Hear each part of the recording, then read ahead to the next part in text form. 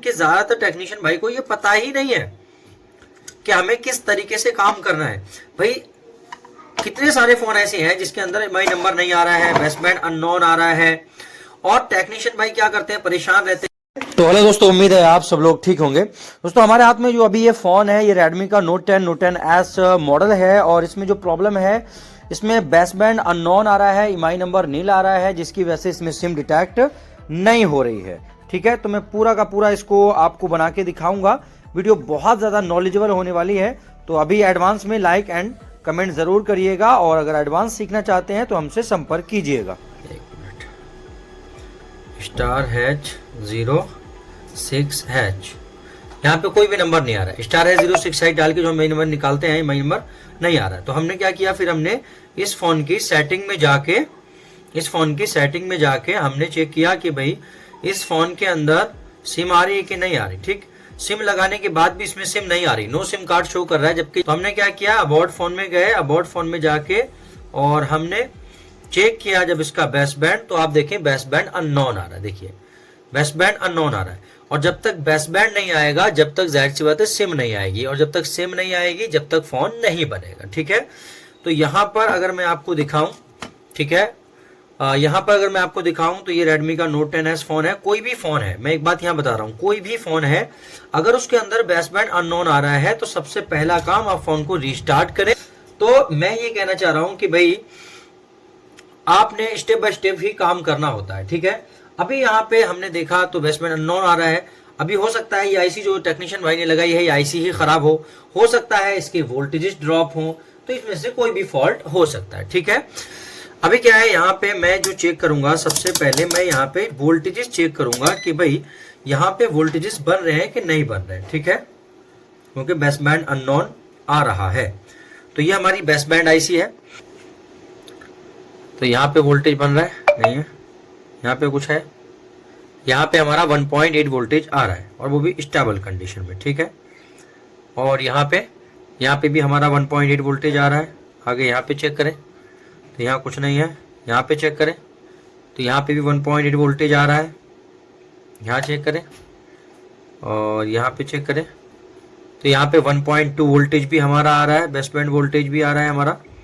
ठीक है, इसके अलावा इधर आ जाए बड़े वाले कैपेसिटर्स के ऊपर, और यहाँ पर हम चेक करें तो 1 मिनट, नहीं है, यहाँ पे 1.2 वोल्टेज हमारा प्रॉपरली मिल रहा है, यहाँ पे 1.2 हमारा प्रॉपरली मिल रहा है। नॉर्मली इन आईसीयू के अंदर आप देखेंगे तो थोड़ा थोड़ा डिफरेंट मिलता है। एसडीआर के अंदर 5 जगहों से 4 जगहों से वोल्टेज इन होता है, डब्ल्यूटीआर में 2 जगहों से इन होता है 1.2।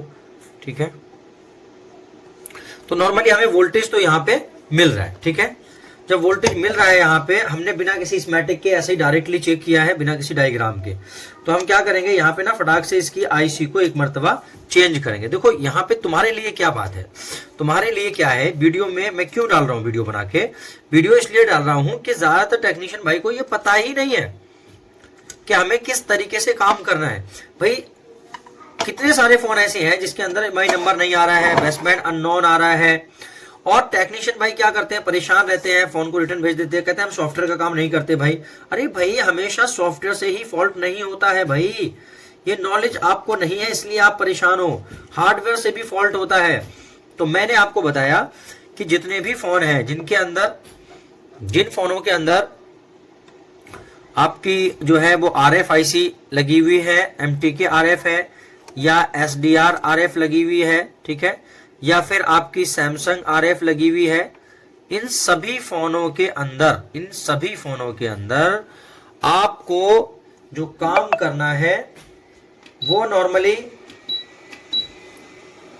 SDR पे काम करना है, यानी RFIC पे काम करना है। ठीक है, SDR लगी है, अगर बेसबैंड अननोन आ रहा है, एमआई नंबर नील आ रहा है, तो सबसे पहले RFIC देखो कौन सी लगी है।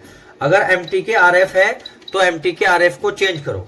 ठीक है, अगर आपकी कॉलकम RF है तो कॉलकम RF को चेंज करो, अगर SPD RF है तो SPD RF को चेंज करो। ठीक है, ये हमारा पहला काम होना चाहिए। तो यहाँ पे हम क्या है फटाफट इस RFIC को निकाल लेते हैं। ये MT के RF लगी है। जैसा कि मैं बता चुका हूँ कि अगर WTR के अलावा कोई भी RF लगी है, जैसे MT के RF है, SPD RF है, या SDR है, RF है, सैमसंग RF है, इन सभी के अंदर बेसबैंड होता है और ये सब बेसबैंड IC होती हैं। तो पहला काम हमारा यही होना चाहिए कि हम क्या है उसको चेंज करें। अगर उसके वोल्टेजेस सही हैं RF के और उसको हमने चेंज भी कर लिया, अगर फिर भी नहीं आ रहा तो फिर हम फ्लैशिंग वगैरह करेंगे। MT के फ़ोन है, या फिर अगर कॉलकम फ़ोन है तो QCN फाइल आती है, कॉलकम CPU की बेसबैंड फाइल, उससे हम फ्लैश करेंगे। तो वह अलग की प्रक्रिया है, ठीक है। बहरकैफ यहाँ पे मैं चेंज कर रहा हूँ। मैं आपसे बताना चाहूँगा कि हमारा MNZ मोबाइल इंस्टीट्यूट जो कि ज़िला बरेली यूपी में है, आपको बेसिक से एडवांस तक मोबाइल रिपेयरिंग कोर्स कराता है। अगर आप भी सीखना चाहते हैं तो आप हमसे संपर्क कर सकते हैं। 1 तारीख से हमारा न्यू बैच स्टार्ट हो रहा है। हर महीने की पहली तारीख से हमारा न्यू बैच स्टार्ट होता है, ठीक है। तो अभी हमसे संपर्क करें।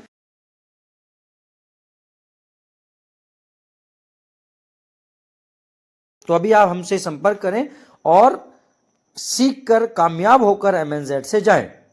सभी मुस्लिम भाइयों के लिए और सनातनी भाइयों के लिए दोनों टाइम खाने का इंतजाम रहेगा। इसका हम लॉग खोलते हैं और चेक करते हैं। पहले इसका MI नंबर और बेसबैंड नहीं आ रहा था, तो अभी चेक करते हैं आ रहा है कि नहीं आ रहा है।